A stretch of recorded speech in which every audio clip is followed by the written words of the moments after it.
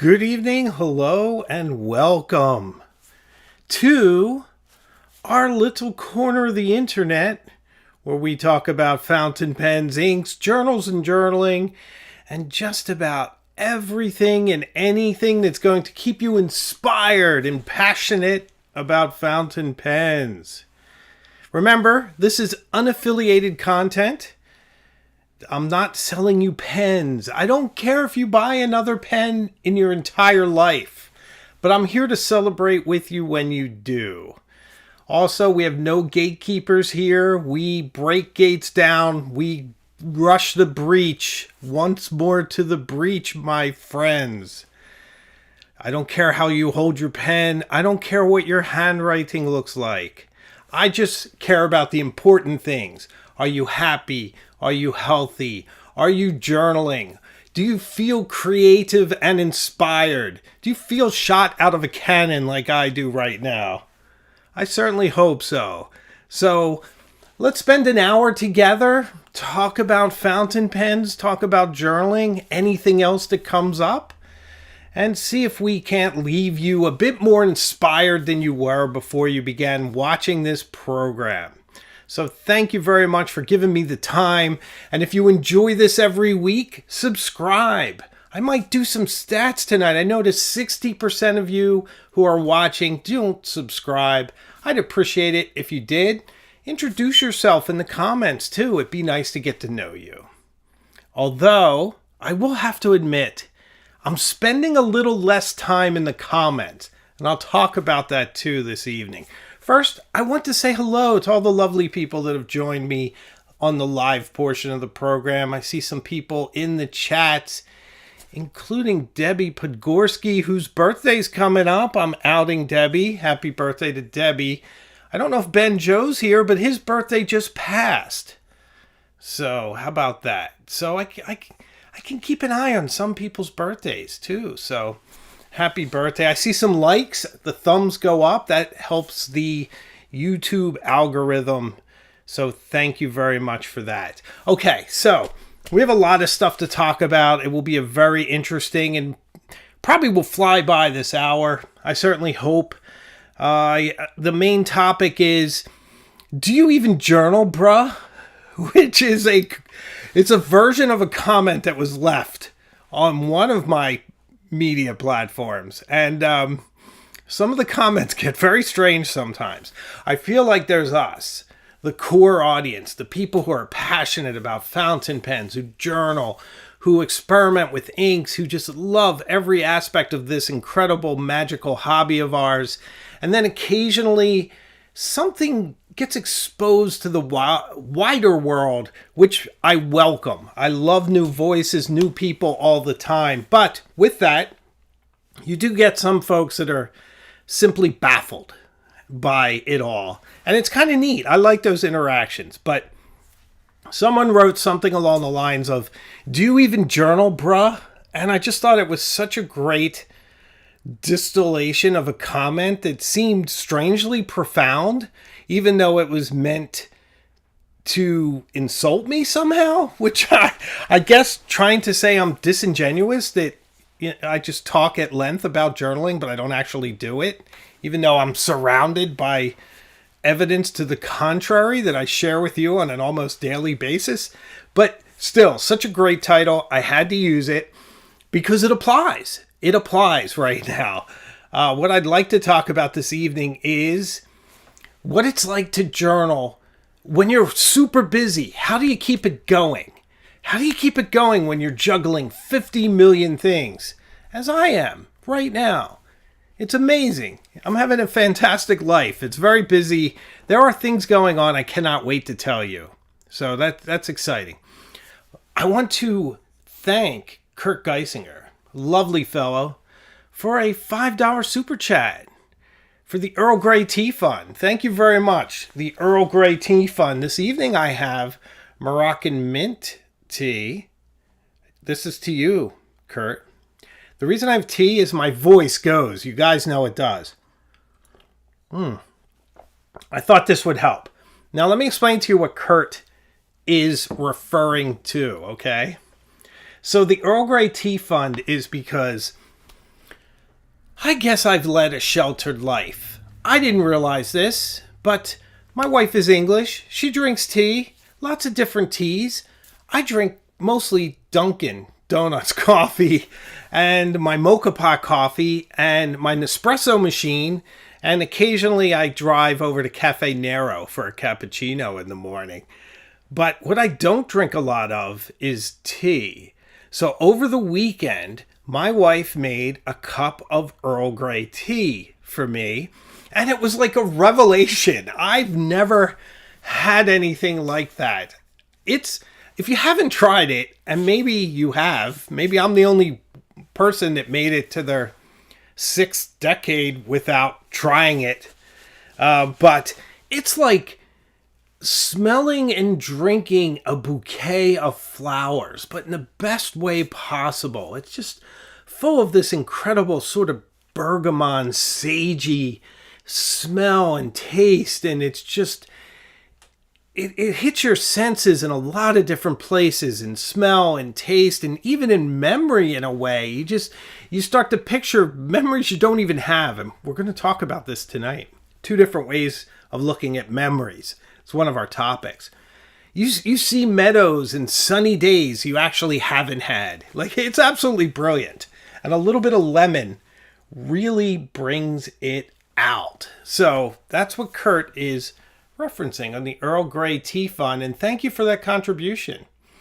So I do post stuff over on some other platforms. And if you kind of want the whole Hemingway Jones experience, I would say it's good to be on my Instagram. A lot of stuff ends up on Instagram. TikTok's a waste. It really is. I do TikTok begrudgingly these days. I just think it's such kind of a negative place. Even though I have almost 120,000 subscribers there, which is quite nice. And there's some lovely people over there, so the friendships are good. But the platform itself is evil. It's just terrible. It's a Wild West, if you will. So I see some tea comments from the crowd. Very good, very good. Simply Obs, an Earl Grey tea fan. Wonderful stuff. Wonderful, wonderful stuff. Okay. So, as I was saying before, this channel is about ideas related to pens. But I think that fountain pens and writing are so integral to your life that from a fountain pen, you can just go anywhere. You can go into the world of any of these books behind me. You can go into the world of teas, of coffee, of travel, of all sorts of things. And in fact, this week's video, I got to check the title because I always mess up the titles of my own videos. And I sometimes change them. But it comes out this Thursday and it's called Everything Wrong with Ferris Wheel Press Ink and Why I Love Them Anyway. That's the title of this Thursday's video. Part history lesson, part travel log, part critique of Ferris Wheel Press, from packaging all the way through to color. And it's a celebration. It's packed. It's 10 minutes of really intense, beautiful content. So I hope you enjoy it. It's one of my favorite videos. And this is an interesting season. I'm starting to think of my posting as a season. I mean, really, the only break I take is Christmas. But I think of January, February, March, April, May as sort of the first season. And then there's the summer season. And I usually plan certain videos around that, travel, things like that in the summer. And then there's the autumn season. And then we're right back. So kind of think of each year as 3 distinct seasons. Which is a lot of fun. But this season, what's interesting about it is when I make videos, many of them are high content videos, sort of high concept, if you will, where I'm taking something that's a certain idea and I'm relating it to a fountain pen. This week, it's travel and Ferris Wheel Press and a history lesson on top. It's sort of a sandwich, and you have 3 different dialogues that are weaving through. as it goes along. And I know you've seen some of my other ones, my Conway Stewart Honey Noir video, which kind of got into duty and how you, even when you're depressed and you feel like you can't win, you have to get out and perform because no one else will. And I just sort of like to weave these different ideas into them. But I consider some of these very high concept. They require a lot of editing, a lot of scripting, a lot of thought, a lot of preparation. And then I consider some of my other videos less so. This, for instance, we might get into some lofty contents, but this is kind of easy to make. I'm here, there's a camera and a microphone, and another camera down here when I do what pen I'm using today, and tell a little story about that. But this doesn't require a lot of overlays and things. One of these days I'm going to learn how to drop videos into the live show. I've been wrestling with Ecamm. It's been a challenge, but one day I will add that. So look forward to that. I certainly am, as soon as I learn how to do it. But here's a kind of what I consider a lower concept video is discover a lost cursive writing style, the crosswriting video. This video has a really interesting history because, as you know, I have been studying handwriting. Going back a few hundred years, I look for every example I can find. I copy them into my handwriting diary. And from there, I copy the letter forms, I copy the styles. And as I do in all of my life, I look for themes. I look for reoccurring letter forms, reoccurring styles, the way people link words together, not just letters. The idea that you could write a whole sentence of script without lifting the fountain pen from the page even one time and cross all your T's, dot your I's. How could you do that? There is a way to do that. That's coming soon. So these are the kind of things that really, really intrigue me about handwriting. So within that process one day, I saw an example of crosswriting, which I had forgotten about because crosswriting was still kind of around when I was a child back in the 70s. You would see relatives and whatnot sort of showing off and just doing a little bit of crosswriting and letters. And some of my friends from overseas wrote me letters that way. So it was really interesting, but it sort of faded back into my memory, which we're going to touch on memory again in this video and relate it to journaling, which is really exciting. So stay tuned for that.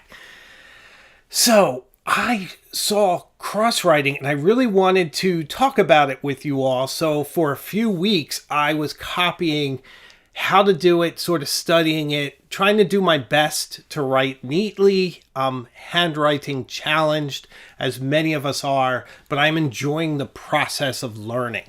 So I wanted it to be nice. I think I got to the point where I could do it and do it on camera. So I did that video and I was really pleased with it. I thought it came out really nice. It was a nice edit.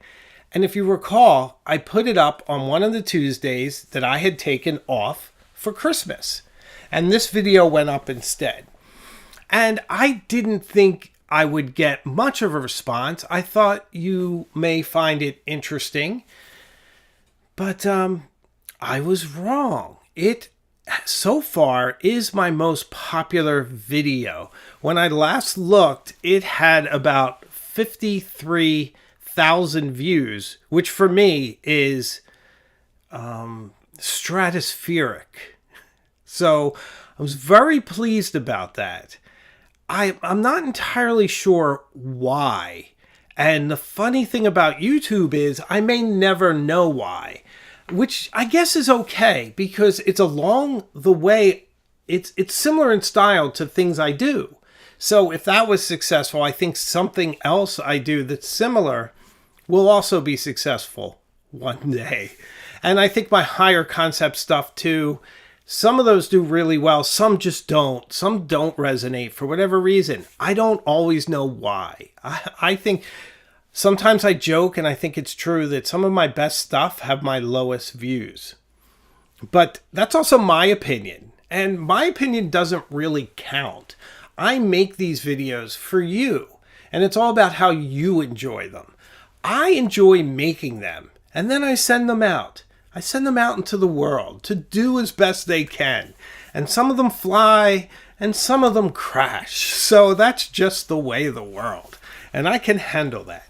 But I was very, very pleased about the crosswriting video. I would even go so far as to say shocked and proud. Proud at how well it's doing. And yeah, it was a fantastic experience. I'm not going to go so far as to call it viral, though I think for this channel, it's possibly within that definition of viral for this channel. Although we're not the sleepy little channel we were. We're just not. We've grown. We've grown together, you and me. We're doing great things. I'm proud of this community, above all else. It's still a real strange occurrence when someone cruel enters the comments. It's very rare. When they do, I'm kind of letting it go more and more. I'm not engaging. I used to read every comment, but I'm getting too busy for that. And we're kind of getting big, this channel, and I don't want the negativity to throw us off. So I'm going to balance things. I'm definitely going to balance things. Speaking of balancing things, I don't know how I can make a transition out of this, but one of my favorite people, Laddie Gardner, with a $25 super chat with the Tea Rehab Fund. I'm going to toast you as well, which gives me another opportunity to take a little sip of my Moroccan mint tea. This stuff's good. I like it. I don't know if it's decaf, though, so I might be in for a long night. But Laddie, my brother, thank you very much. Lad is a very strong support of this channel, not the least of which is that he's a great sounding board for me, and I can just be myself and ask him questions from a really vulnerable place, and he's really great at helping me out. So, Laddie, you mean the world to me. You're a good person. I appreciate it. So thank you. I also want to mention that I speak to Wolverine almost once a week. He says hello. He is recovering steadily. Another wonderful guy. Actually helped me with the ink that came. Do you remember the bottle of ink that showed up? Sulika ink or Sulika? He says it means good writing. We still don't know who sent it. It came from India to me. It was stuck in customs for about a month and a half. I haven't used it yet. I'm very excited to. But it was great to talk to Wolverine about the ink and how great the company is and how great that ink is. But he had no answers about who sent it. So I thought maybe it was him. It could have been him. But it would have made sense that it was him. He should have just taken credit for it, but it wasn't him. So if you've sent me a bottle of Sulika ink from India, a lovely bottle of ink, can you please let me know so I can thank you properly? I kind of love these little mysteries. All right, I want to talk a little bit about which pens I've been using the past 48 hours. Ah, look at that. What we have here, ladies and gentlemen, are two Mani Blanis. Can anyone call out which ones they are? Or is it just glaringly obvious? Now this one, it could be deceptive, right? You don't have too much around. Although, I don't know, from the Bohème, I think you can get a sense that this is the Mont Blanc 149. 149. 149. Why is that significant, guys? Why is it significant that I have this out? It's not a quiz, I'm going to tell you. It's because the pendulum has swung with me away from girthier pens. I have been using more elegant pens. But this pen calls you. It calls you when you don't use it.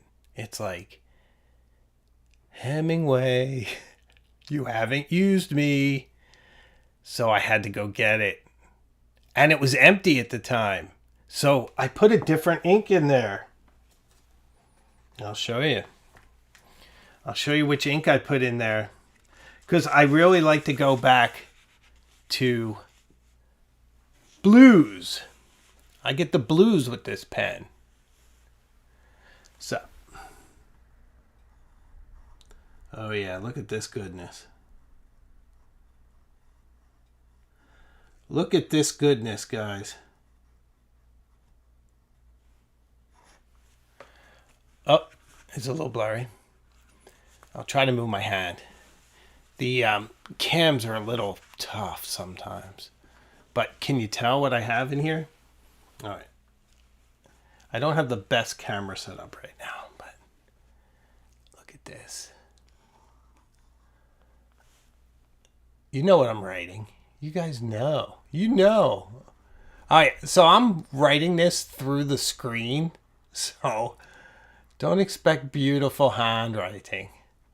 It's actually amazing I'm doing as well as I can, because if you look at me, I'm looking at the screen. I'm not looking at my hand. Oxblood, Mont Blanc.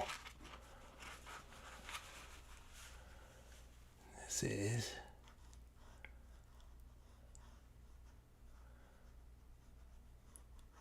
Hey, it's kind of fun writing through the screen. I'm doing better at this than I thought. Look at this, guys. This is some kind of weird, like, party trick. So, now why did I pull this out? I was missing having a girthier pen. I was. But that's not the only reason. So I'm really over the moon about this pen constantly. But it's also this. This is my Bohème. I adore this pen, but it has one major drawback.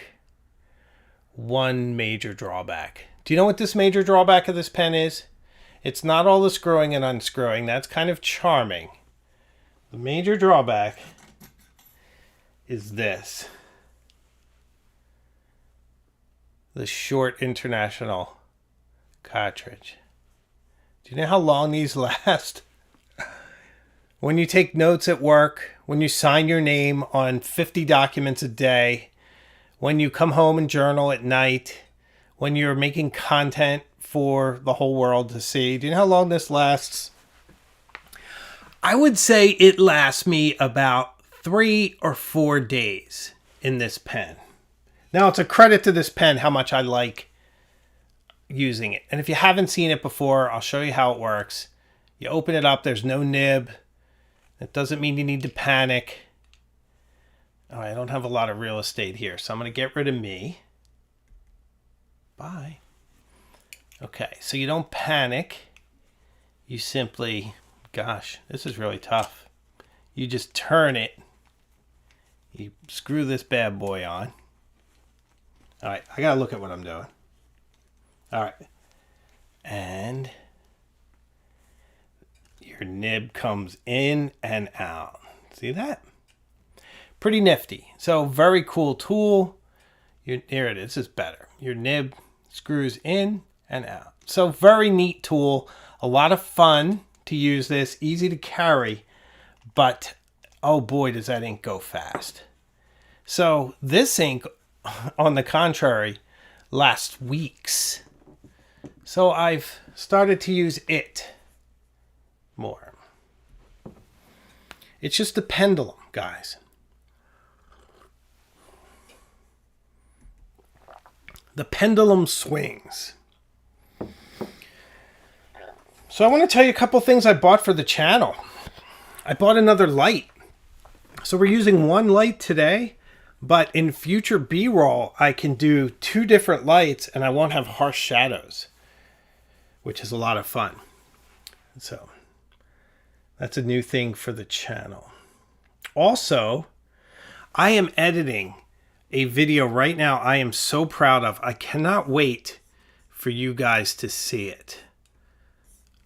Elaine Neighbors, what a cool pen. Thank you very much. You know, maybe I'll do it here so everyone can see easy. So boom, you got this. Oh, wait a second. Did anybody notice anything? I gotta look at the comments. Did you guys notice anything? Oh, I hope somebody did. I'm looking. I don't see anybody noticing anything. Okay, maybe I don't. If somebody did, you let me know. I don't see anybody noticing it. This is the Mont Blanc Bohème. I'm going to do a 360.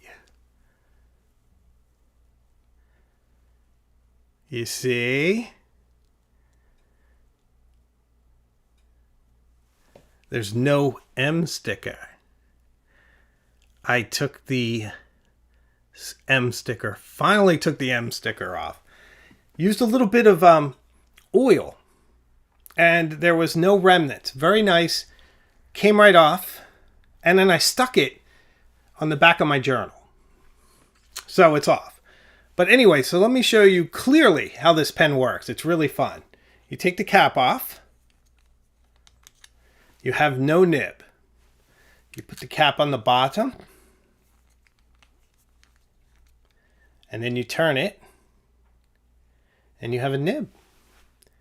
Now this, it also has a nice sweet spot it falls into. So it aligns perfectly with the nib. It's a perfectly sized pen. Do you see that? I have decently large hands. So just to give you a comparison, here's the 149, here's my hand. Yeah, I got decent sized hand. Here's my iPhone Pro Max, my hand. Okay? Good sized hand. This dainty pen fits it well. Very cool pen. Could there be a video coming out about this pen? Is that possible? It's possible. And then, by the way, I should show you this too. So then you go to put it away and you want to refill it. It cracks open like that. And then you just turn it. Look at that. And there's your cartridge. Isn't that fun? I mean, it's a simple mechanism, but come on. So fun. So fun. I love pens with complications. Exactly, Arthur. It's just like me. It's a pen with complications. Howie J says it looks so much nicer without the M on there. I'm rewatching The Sopranos. My wife, who grew up in England, never watched The Sopranos. So we are remedying that situation. It's the 25th anniversary of The Sopranos, and we're watching them. And when Tony was a kid and he's in his mom's house, there's plastic on all the furniture. That's kind of what that M was like. It was like the plastic on furniture. Okay, good stuff. All right, so we do have a main topic this evening. I promise you I do. I promise you. I promise you I will. So, this is what's happening. I like to open up to you guys now and then. Just me and you. I mean, that's all it is. It's just me and you in here. So, journaling is very, very important to me. Journaling really keeps me grounded. Journaling is how I really decompress, how I analyze my life and how I'm doing, and also how I plan for the future. Anything I'm working on, anything I'm hoping for, it's all in my journals. But what's been happening lately is the business that I am in is getting exponentially busier.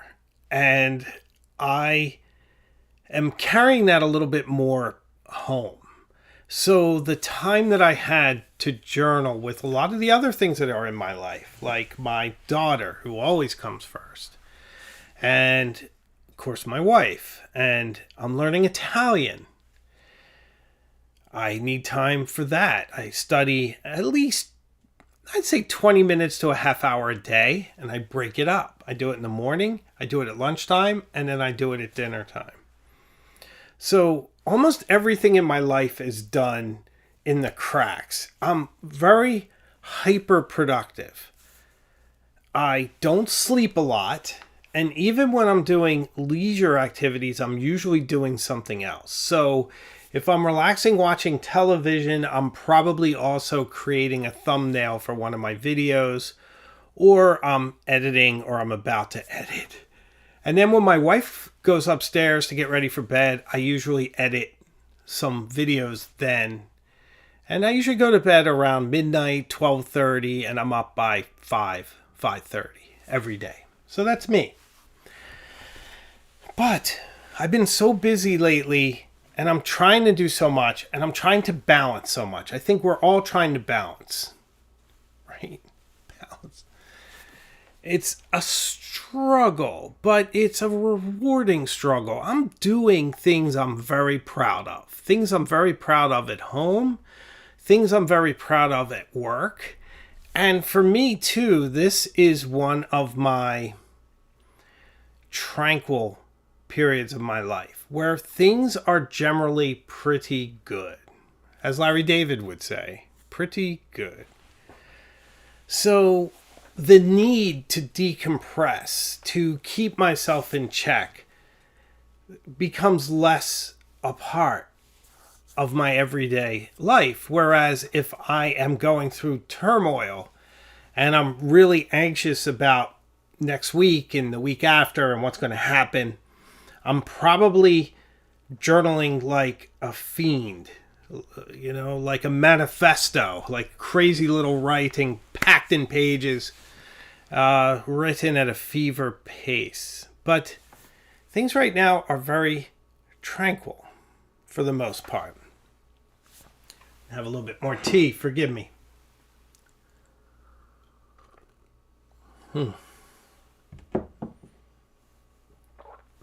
But when you start to push things away and you push journaling into the background, there's a part of it that is just missing. There's a conversation missing. There's a depth to your life that's missing. And there's a record of your life that's missing. You are no longer describing your internal monologue on paper for your future reference. So you're creating a gap in your narrative. That's not ideal, but it's not the worst thing in the world. There are times in your life when something has to give, and you need to have the judgment to choose what that is. And it might not necessarily be,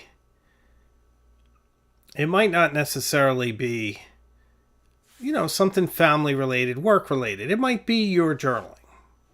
So,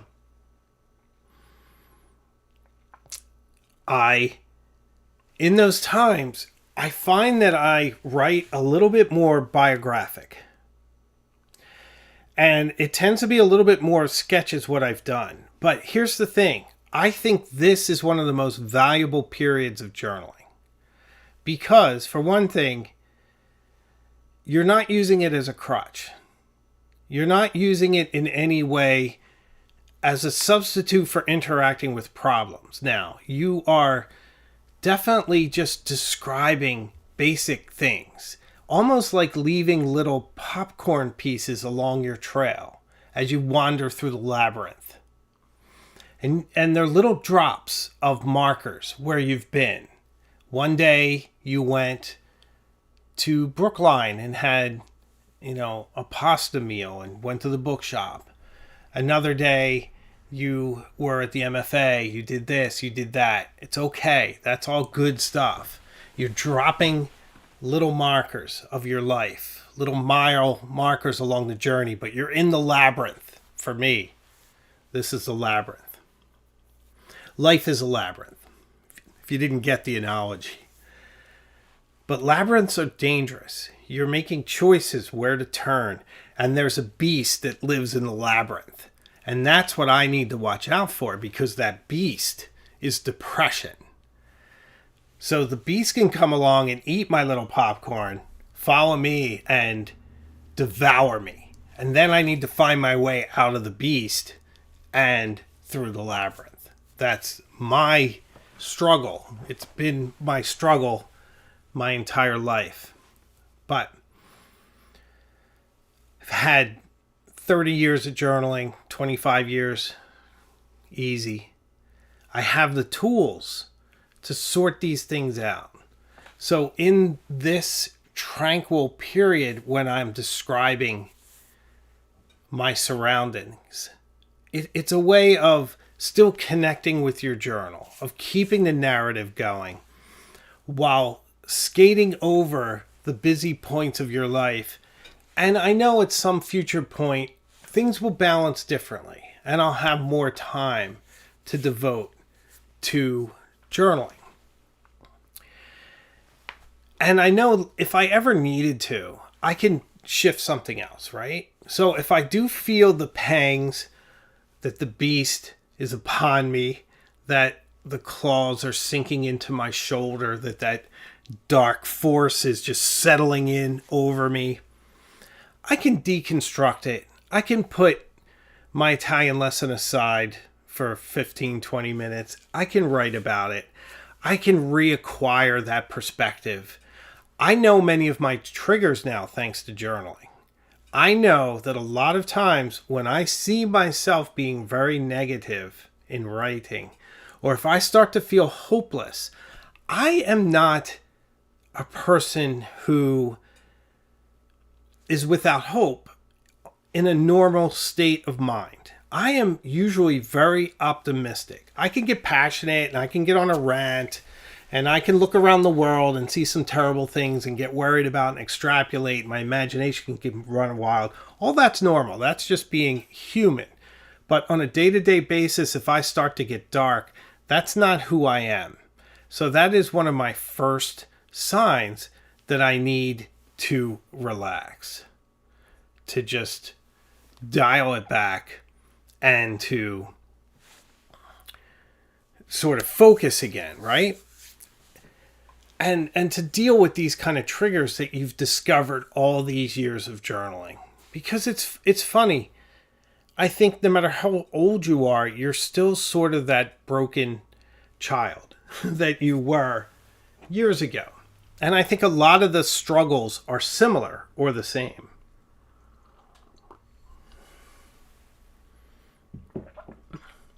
But journaling as an activity that we all engage in to describe our inner monologues, to sort of diagnose our own times when we stray for who we are as people. It's a lifelong commitment. And a few months of sparse journaling, it doesn't mar that. It's just another phase. It's just another cycle. And I feel like when the time is right, when there's more to say, you'll say it. And in the interim, it's nice to enjoy a little good for a change, a little tranquility. You know, not like I'm without my issues and problems and things, but it's kind of a good time. It's a good time in my life. My daughter's about to turn 7. She just lost one of her teeth. She's ready to lose the other one. She's just every day comes out with things and just has such a great perspective. And she's just kind of a really good, interesting person. And I really love that about her. So there's nothing wrong with enjoying that, I think, from time to time. So what's the lesson of all this?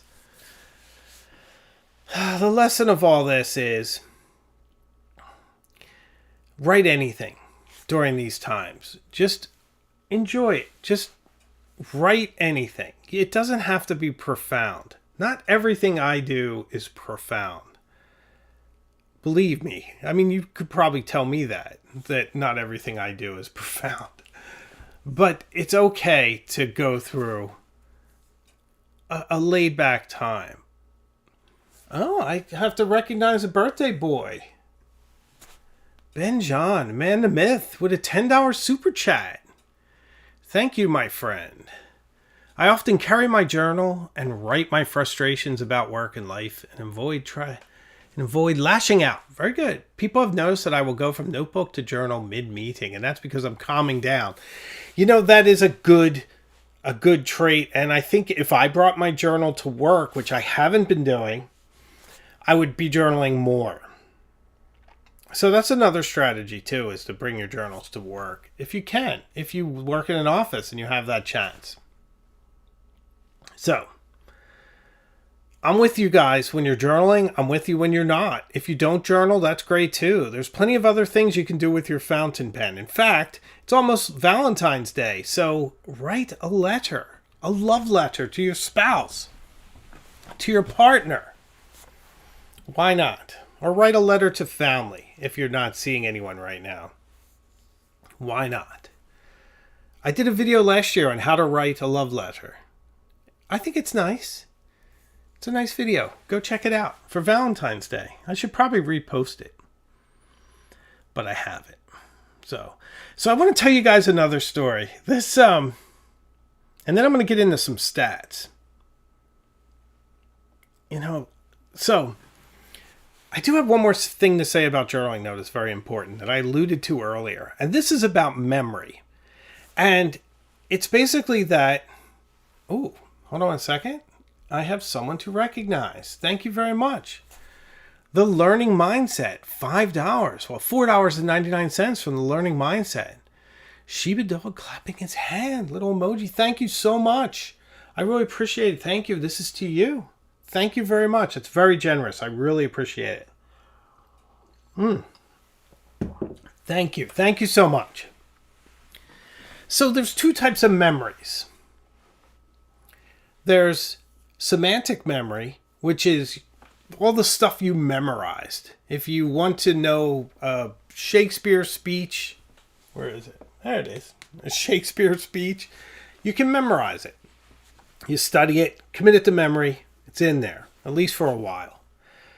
And then there's sort of the biographic memory. The memory that you lived. Right? So those are really the basic two types of memories. Journaling is a way of combining them, in essence. You're taking your lived experience, your biographical memories, and committing them into words semantically. So you are reinforcing your personal memories at the same time while you write, and as you relive them in your mind while you write them. And that's what makes your journals so powerful after the fact, as little time machines. Have you ever picked up a journal or anything you've written? Maybe not even a journal if you're not a journaler. Say you wrote a grocery list and you were using it as a bookmark in a book that you put down. You pick it up 5 years later, you pull it out, it's grocery list, and you're like, oh, wow, I remember this. It was April, and it's for butterscotch pudding. Butterscotch pudding. Is that a thing? I don't know. It doesn't matter. And you're like, wow, I remember the smell. I remember where I was when I wrote this.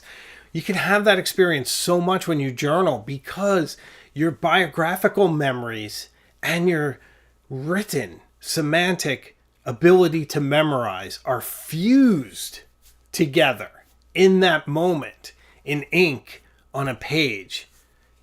Amazing stuff. So even in these lean times, it's still an action of transcribing your life into some pithy sentences onto paper, taking that biography, putting it into words, making it pretty on the page. Powerful stuff, guys. Journaling is powerful. So keep that in mind. Thanks for all the super chats, guys. Very nice. Thank you. So, we got a couple other things to talk about.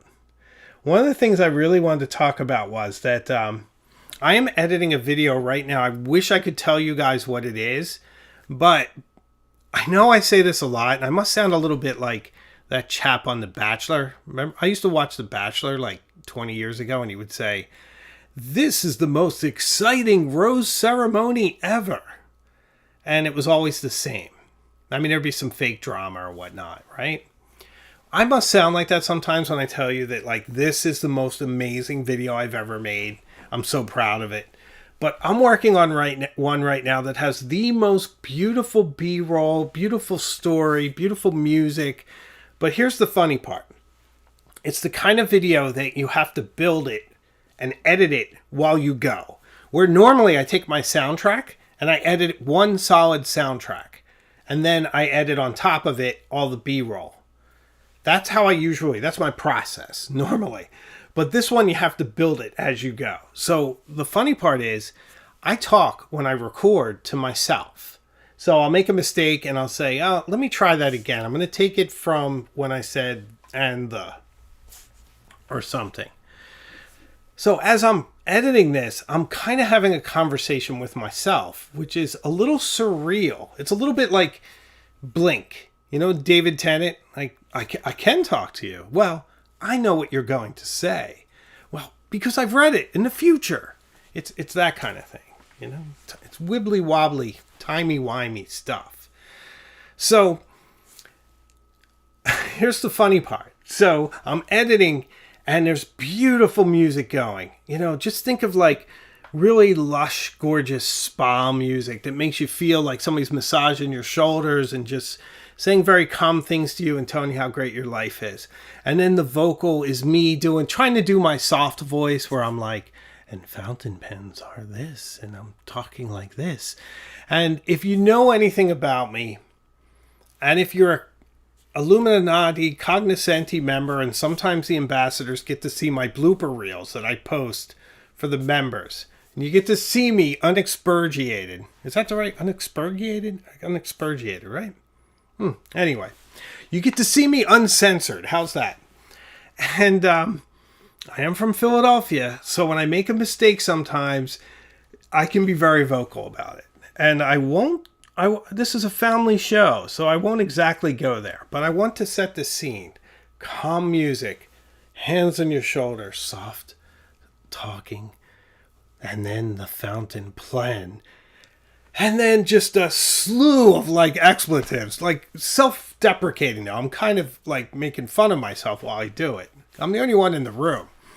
And it is so funny editing like that because I'm listening and I'm kind of lulled into this trance myself. Like, oh, I'm doing a nice job here.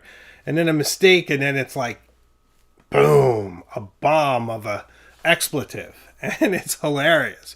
So my wife is like, what are you laughing at? And I'm like, I'm laughing at me. I'm pretty funny here. It's just, I keep making mistakes and cracking myself up. So I have weird, surreal conversations with myself.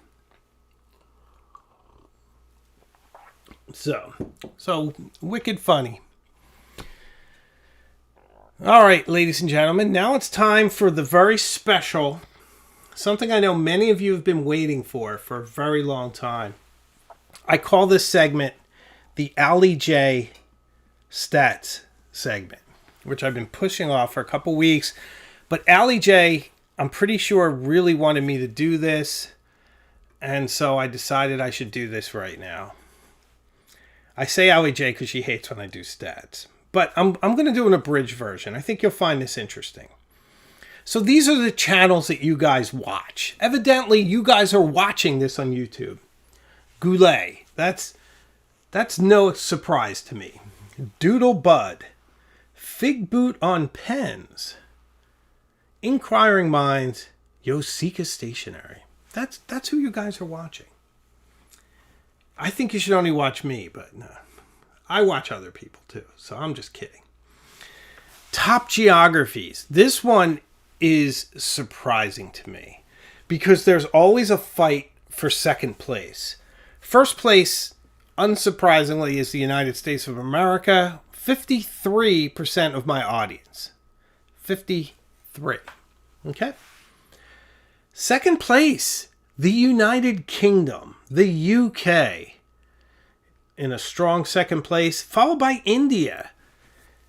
India and the UK trade off all the time. India was solid second place for a while there, and then they fell behind. Come on, India. What is it? Because I haven't spoken about the Mag 600. I mentioned some ink. I don't know, but UK. I'm surprised I haven't spoken about Conway Stewart in weeks, but the UK is still hanging with me. So there you have it. Canada, then Germany for my countries. Canada should be higher.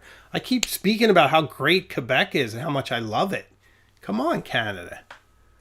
Right. I see some folks representing from the UK. Hi, Darren. Nice to see you. Ellie J with fake enthusiasm saying, haha, I got my own segment now. Yes, you do. Now, I'll probably always refer it to this. But some of this stuff is really interesting. Now, this is something very important I want to share with you guys. And this, if you remember when I started the live show about a year ago, maybe a little bit more, one of the biggest things that I said to you, I said to all of you, each and every one, give me some ideas how I can be a little bit more well received by women, because my audience was 92% male, which is interesting, right? I just think if I'm doing a good job, I'm making videos that everybody likes. And I can say now that my audience is 28% female and 72% male. I feel like that's progress. And I feel like I must be doing a better job at more balanced, more universal videos that anybody would like. Not marketed specifically to a demographic, but anybody and everybody. Everybody's welcome here. Except for that guy in the comments that said, do you even journal, bruh? No, he's funny. He's welcome. So, you guys also evidently watch videos and shorts, but not lives. You don't watch live broadcasts. So all of you watching this live broadcast, you don't do that, according to my YouTube statistics. I think is pretty interesting. So, I think the big story out of my analytics, though, is the crosswriting video at 53,000. 53,000 views. Amazing stuff.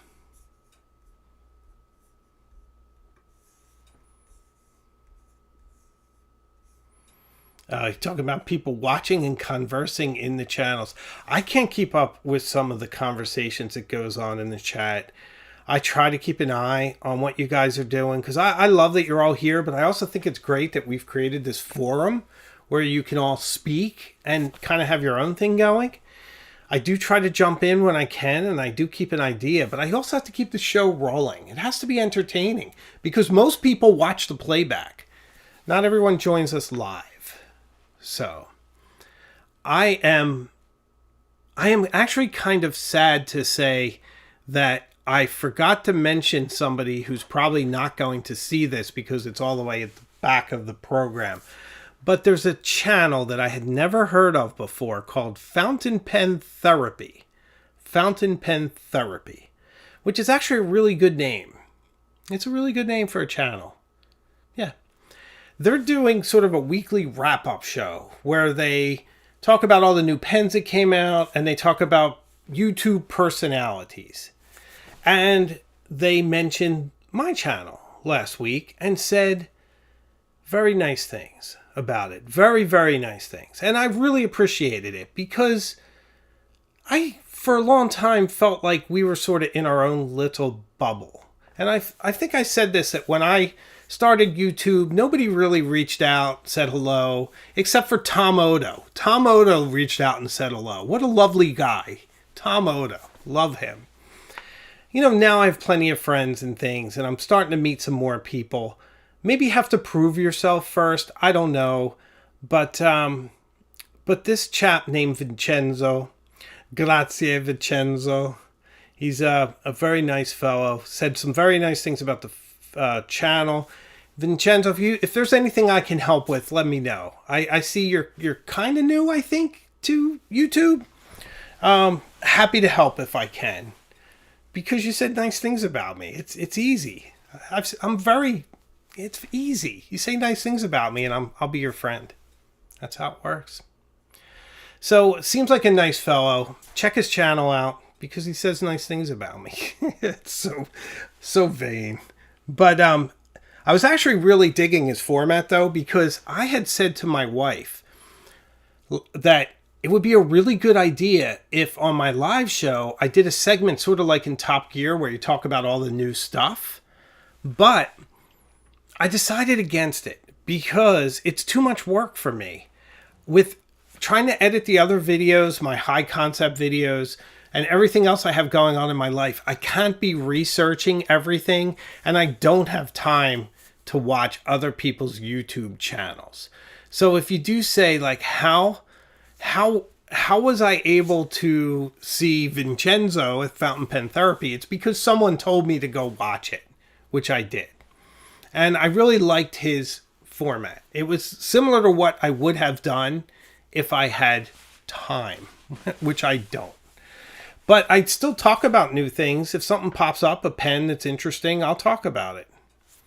So there we have it. There we have it. So Fountain Pen Therapy, check them out. Vincenzo, grazie Vincenzo. Grazie for tutto. Wow. We've said it all, haven't we? Have we said enough? We've covered it all. It was an interesting hour. I hope you guys enjoyed it. I certainly did. My voice mostly held up. My lights held up. Not too many technical difficulties. I think we did good. So, John Ruiz. Hey, John. A new member. Nice to see you. I saw Sandra, too. Sandra went by. I know Sandra is a new member as well. It's wonderful having new members. And listen, if you've watched to this point of the video and you haven't subscribed, you like this channel, just subscribe. It's not that hard. I'd love to have you along. And consider membership. We have a great time. We have a wonderful community. We have a pen pal group. So much fun. So consider supporting the channel. Keeping the lights on. Like these kind folks do. Thank you so much. Well, ladies and gentlemen, we're at the end of a long road. Thank you so much for watching this evening. New video on Thursday. Everything wrong with first wheel press inks and why I love them anyway.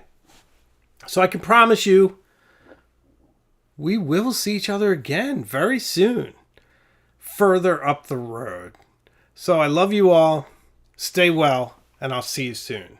Bye-bye.